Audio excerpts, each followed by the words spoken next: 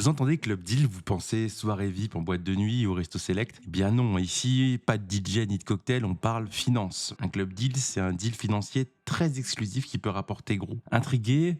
Moi aussi la première fois. Aujourd'hui, je vous emmène du niveau zéro au niveau expert sur ce qu'est un Club Deal dans un langage clair et concret. Spoiler, c'est puissant, mais pas magique. Allez, embarquez, on monte en level.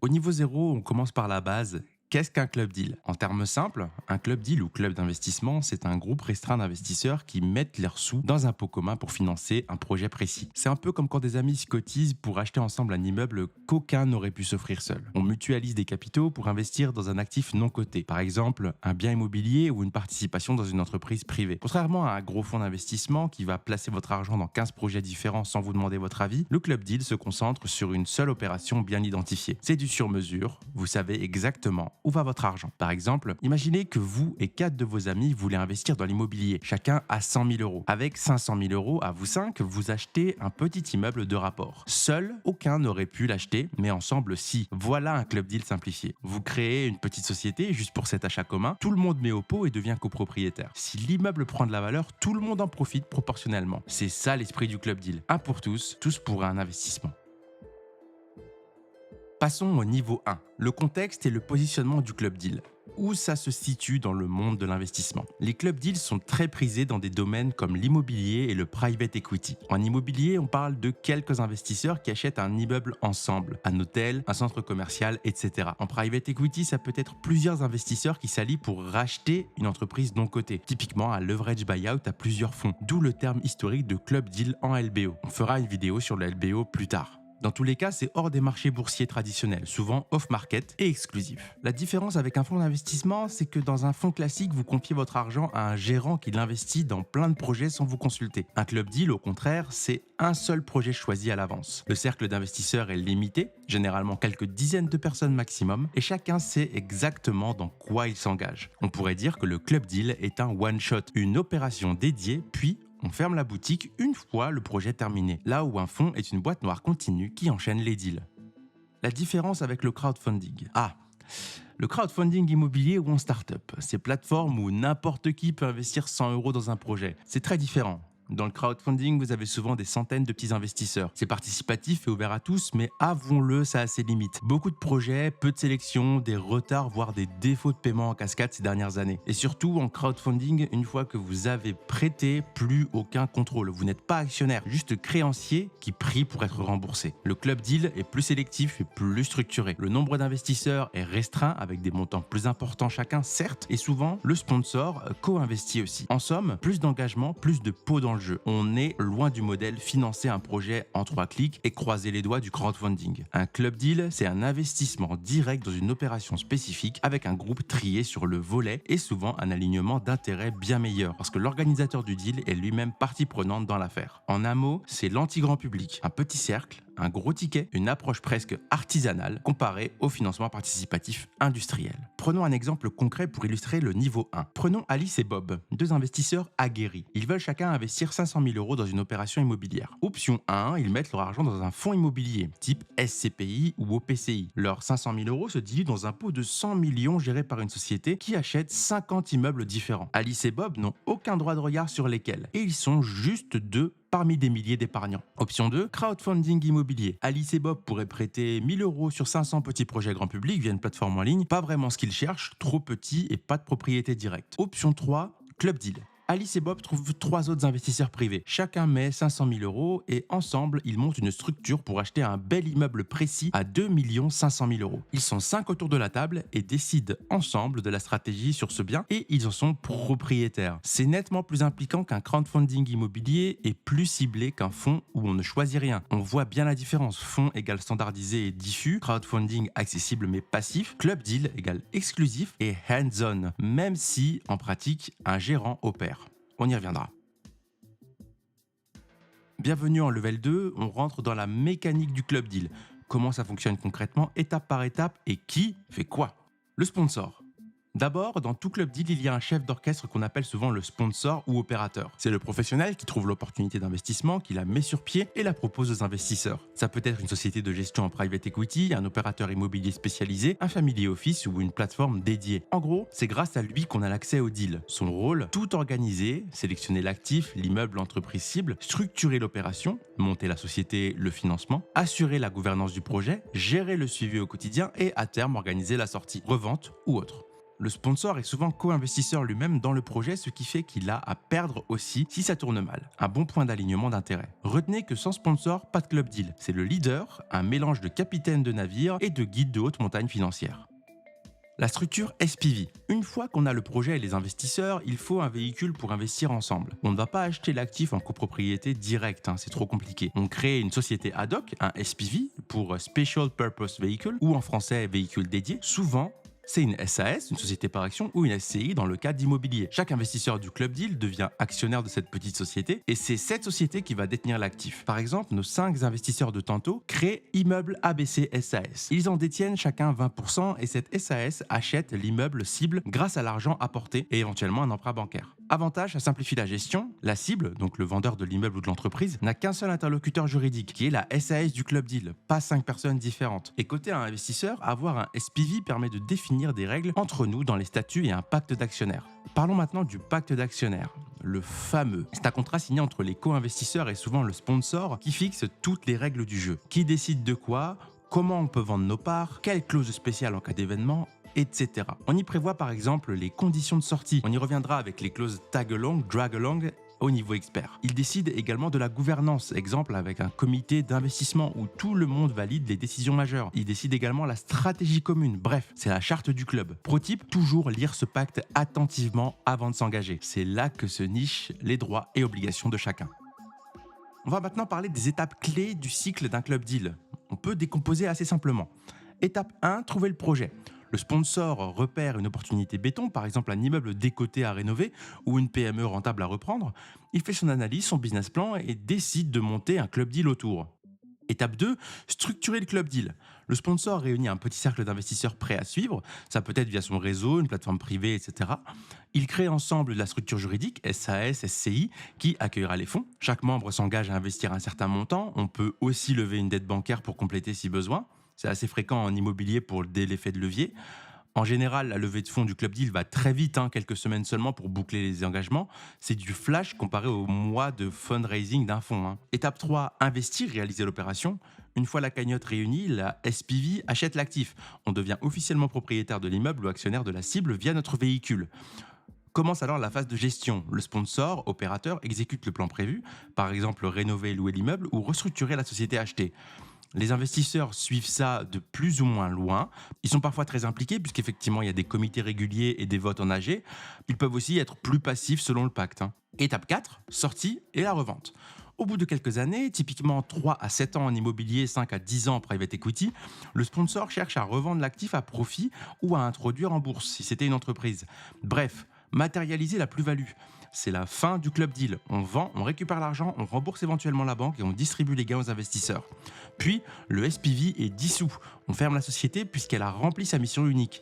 Fin de l'histoire, jusqu'à la prochaine opportunité. Donnons un exemple concret de niveau 2. Disons que notre sponsor Jean repère une PME prometteuse qui fabrique des batteries innovantes. Prix d'achat 8 millions d'euros. Jean n'a pas tout ça. Il monte un club deal, il met 500 000 euros de sa poche et trouve 7 investisseurs qui mettent chacun 1 million et empruntent 1 million à la banque via le SPV. Il crée alors Battery Invest SAS qui achète 100% des actions de la PME. Jean et son équipe gèrent la boîte pendant 5 ans pour la faire grossir. Au bout de 5 ans, une grande entreprise offre 20 millions d'euros pour racheter la PME. Exit, Battery Invest SAS revend, encaisse 20 millions, rembourse le prêt de 1 million, il reste 19 millions. Chaque investisseur triple grosso modo sa mise, après quelques frais éventuels. Champagne, le pacte prévoit qu'il faut l'accord de 75% des actionnaires pour vendre. Tout le monde est d'accord, vu le bon prix, on distribue le pactole et fin de l'aventure. Si au contraire personne n'avait voulu racheter et que la boîte végétait, le club aurait pu durer plus longtemps ou sortir avec moins de gains, voire une perte. On y vient au niveau 3.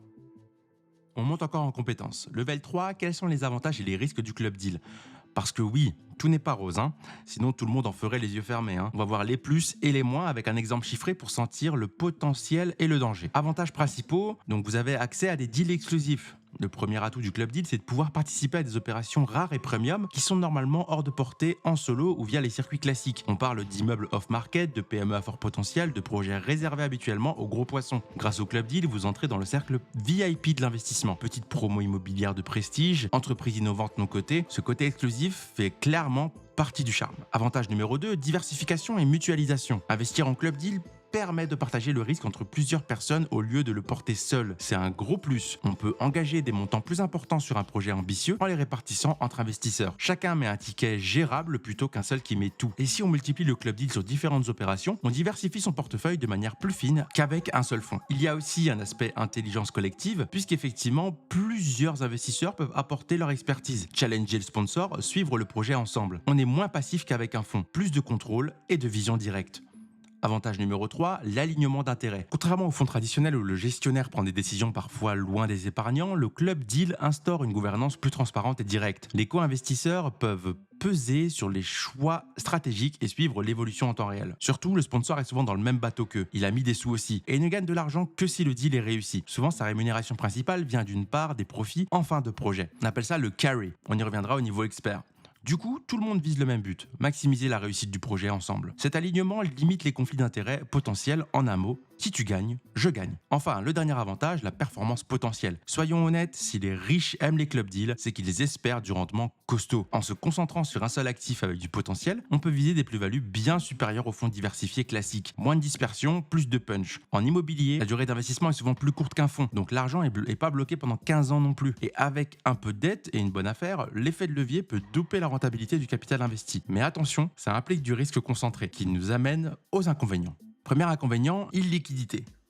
Un club deal, ce n'est ni liquide ni flexible. Une fois que vous êtes dedans, votre argent est immobilisé plusieurs années sans garantie de sortie anticipée. Il n'y a pas de marché secondaire organisé pour revendre vos parts en cours de route. Vous devez généralement attendre que l'actif soit vendu ou qu'un autre investisseur privé veuille bien racheter votre part. C'est pas si simple. Donc c'est un engagement à long terme. Si vous avez besoin de récupérer du cash rapidement, passez votre chemin. En gros, c'est tu rentres, tu restes jusqu'au bout. Risque numéro 2, dépendance au sponsor. La réussite du club deal repose énormément sur la qualité du sponsor partenaire qui pilote l'opération. Si le sponsor fait mal son boulot, mauvaise évaluation du projet, gestion foireuse, manque de transparence, vous êtes dans le pétrin car vous lui avez confié les clés du camion. C'est un risque majeur. Vous dépendez de son expertise et de son intégrité. D'où l'importance cruciale de faire une due diligence. C'est une vérification approfondie sur le sponsor et ses partenaires avant d'investir. Cette due diligence vous permettra de savoir qui est-il, quel track record, investit-il aussi son argent, comment sont alignés les intérêts. Un club deal entre de mauvaises mains peut tourner au fiasco. En somme, choisissez bien votre copilote. Le numéro 3, peu de contrôle individuel. Certes, par rapport à un fonds, on a plus de visibilité. Mais soyons clairs, si vous êtes minoritaire dans le club deal, vous n'aurez pas les manettes en solo. Les décisions sont collectives ou aux mains de sponsors selon le pacte. Vous devez accepter de suivre la majorité ou ce qui a été convenu. Si vous n'êtes pas d'accord avec la stratégie en cours de route, tough luck, vous ne pouvez pas vendre facilement à cause de l'illiquidité. Et vous ne pouvez pas changer la direction tout seul. Il faut donc avoir confiance dans le plan de vol défini au départ et dans vos partenaires de voyage. Enfin, risque de perte en capital. Dernier point évident mais crucial, en se concentrant sur une seule opération, on concentre le risque. Si le projet échoue, c'est la cata pour votre investissement. Pas d'autres actifs pour compenser.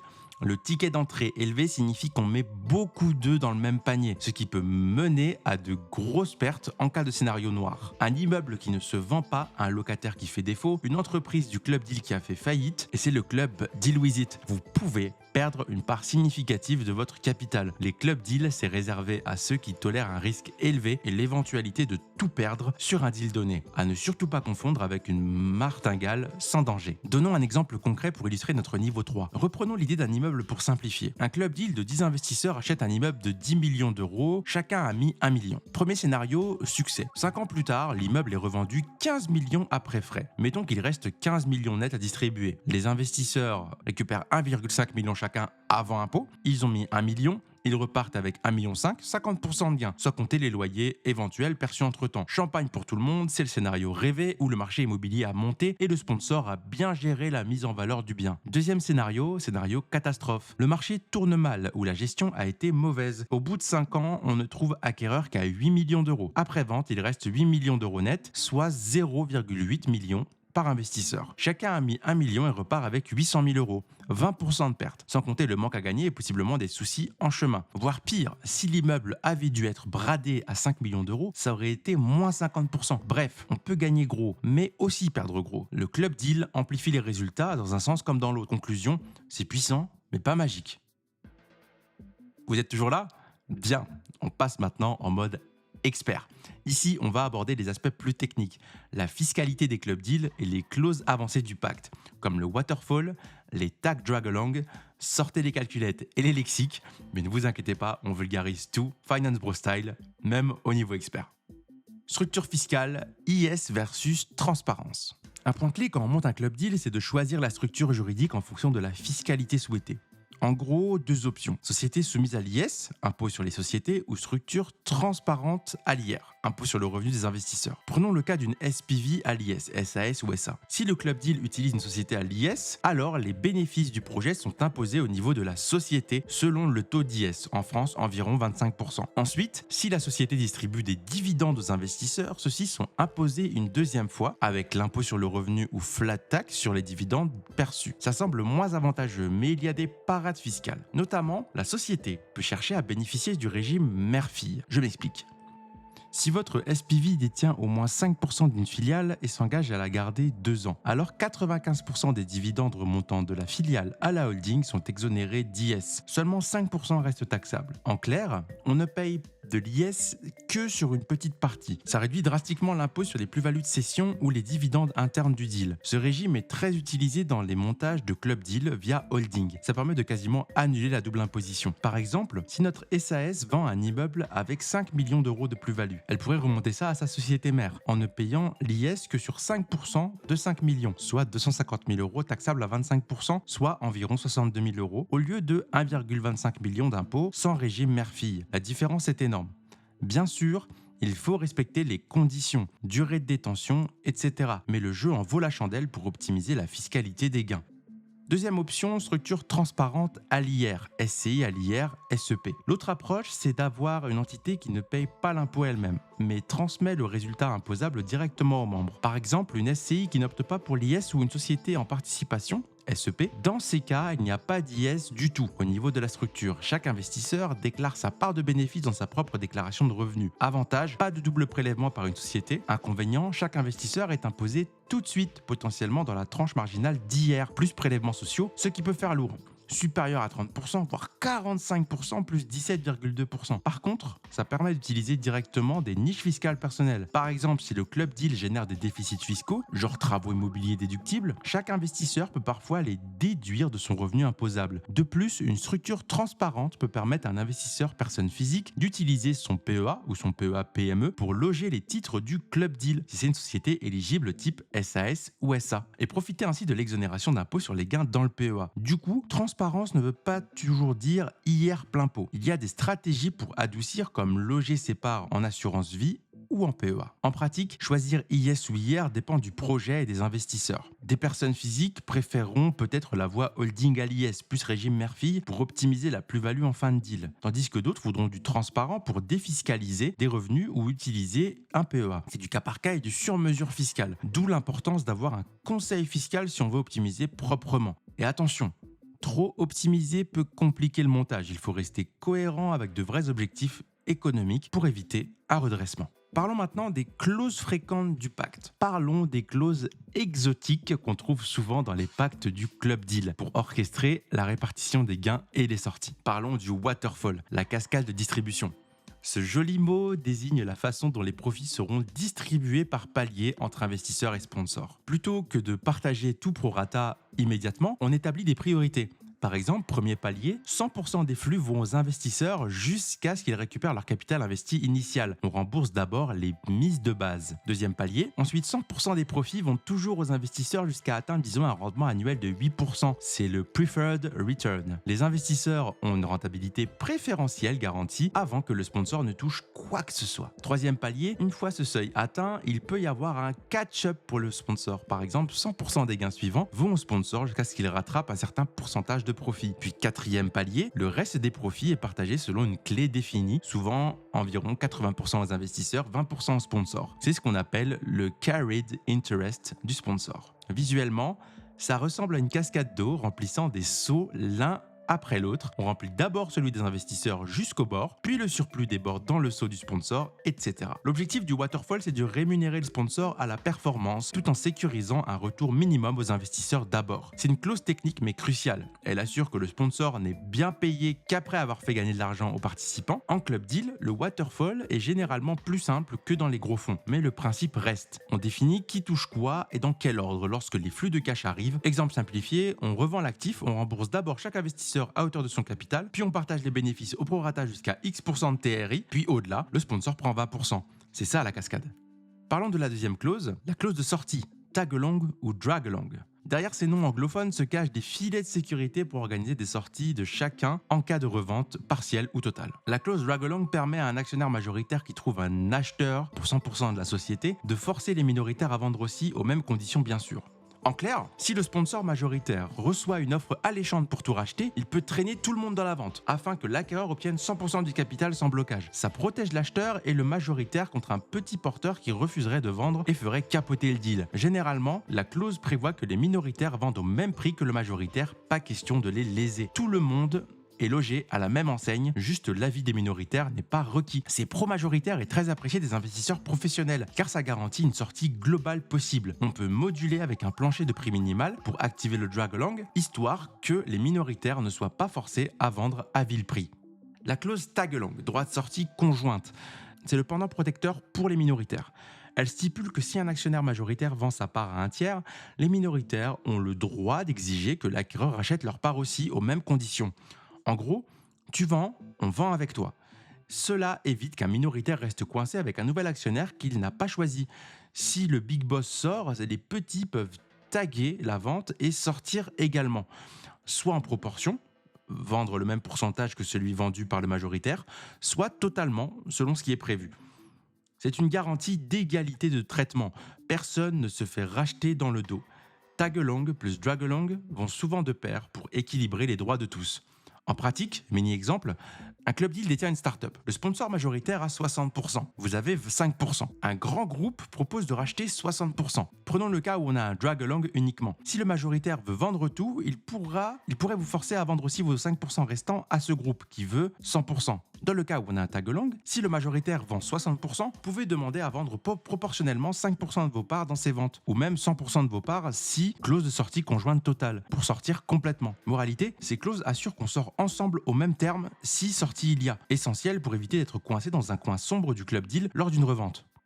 Enfin, management fees et frais divers. Même en club deal, il y a souvent des frais à anticiper. Le sponsor peut facturer des frais de gestion annuels, par exemple 1 à 2% par an de votre investissement pour couvrir la gestion administrative du SPV, le reporting, etc. Et ou des frais d'entrée, souvent 2 à 5% one shot pour monter le deal, un peu comme des frais de dossier. Ces frais grignotent le rendement, il faut en être conscient. L'idéal est qu'ils restent modérés puisque le sponsor espère surtout se payer sur le succès via le carried interest en waterfall. Mais certains deals moins vertueux chargent beaucoup de frais fixes, ce qui peut rendre l'opération nettement moins intéressante, net in fine. Au niveau expert, on évalue toujours la structure de frais, management fees, commission de sortie, promote, pour s'assurer que l'essentiel de la perf ne part pas dans la poche du sponsor, même en cas de succès moyen. Conseil, comparer les rendements nets de frais annoncés, c'est ça qui compte. Enfin, parlons due diligence et vigilance. Un expert sait qu'il doit fouiller avant d'entrer dans un club deal. Comme on l'a mentionné, la due diligence préalable est cruciale. Il faut examiner minutieusement. Parlons du sponsor et les partenaires. Son historique de deal réussi, sa réputation, est-il régulé, met-il de l'argent perso dans l'affaire, a-t-il déjà géré ce type d'activité? Comme le dit un adage, on n'investit pas dans un projet, on investit dans les gens qui le portent.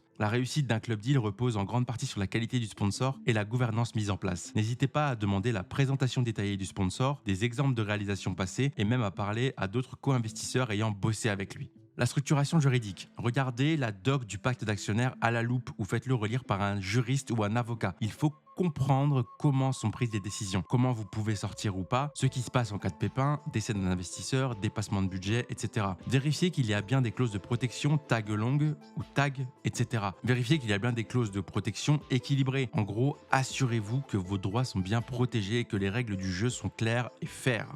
L'actif, le business plan. Même si vous faites confiance au sponsor, jetez un œil critique au projet lui-même. emplacement et état de l'immeuble dans un club d'Illimo, business model et client pour une entreprise en private equity, demander l'étude de marché, les audits techniques, etc. Type d'expert, on ne se repose pas aveuglément sur la plaquette commerciale. On pose des questions, beaucoup de questions. Un bon sponsor appréciera que vous soyez pointu. Ça montre que vous serez un investisseur impliqué et sérieux. Enfin, sortie envisagée. Il faut comprendre la stratégie de sortie dès l'entrée. Est-ce une revente open market, une IPO, le refinancement par un fonds plus gros? Quel horizon cible? Qui touchera quoi via le waterfall? Sortez Excel si besoin pour simuler le scénario médian et voir si ça vaut le coup, après frais et impôts. En résumé, le niveau expert, c'est d'avoir un œil aiguisé sur tous les angles du club, humain, juridique, financier. Cela vous évitera de tomber dans un traquenard ou un deal bancal présenté un peu trop joliment. Comme on dit, trust but verify. Fais confiance, mais vérifie. Le club deal, c'est un peu la Formule 1 de l'investisseur privé. Un véhicule puissant pour accéder à des projets exclusifs et potentiellement très rentables. On a vu ensemble du level 0 au level expert. C'est un pot commun d'investisseurs sur un projet unique avec un sponsor aux manettes. Des avantages d'alignement et de contrôle, mais aussi des risques d'illiquidité et de dépendance. En clair, c'est puissant mais pas magique. Ça peut booster votre portefeuille si c'est bien fait, mais ça ne garantit pas le succès et ce n'est pas pour tout le monde. Comme toujours en finance, no pain, no gain. Gros gain possible égale gros risque assumé. Si cette vidéo vous a aidé, je vous invite à la liker. J'espère qu'elle vous aura évidemment plu. N'hésitez pas, comme je vous ai dit, à la liker, à mettre un commentaire, à la partager et à vous abonner à la chaîne. Ça fait toujours plaisir et ça montre votre soutien et ça nous pousse à proposer toujours du contenu de qualité. Je vous remercie. Je vous dis à la prochaine. Bye bye.